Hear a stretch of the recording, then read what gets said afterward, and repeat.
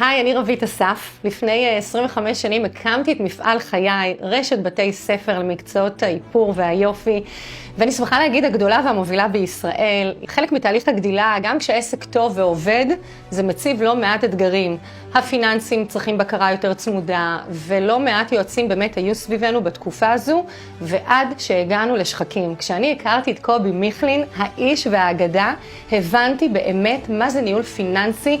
זה עבודה מול הבנקים, מול התזרים, שיפור המגמה, ואני באמת יודעת להתעסק במה שאני הכי טובה בו בעולם. אני יכולה יותר להיות דדיקייט לפיתוח, ליזמות, למה שאני אוהבת לעשות, כי כל העולם הפיננסי פשוט מנוהל בשחקים. ואם אני היום, בזכות קובי מיכלין, יכולה להתעסק באמת רק בפיתוח עסקי, ולעשות את מה שאני הכי אוהבת ויודעת, כי יש לי את השקט הזה שמישהו מטפל בפיננסים ויודע להוביל אותי נכון, וממש יד ביד גם כשצריך, כי בסוף בכל חברה צריך ניהול פיננסי מדויק ונכון ואישי.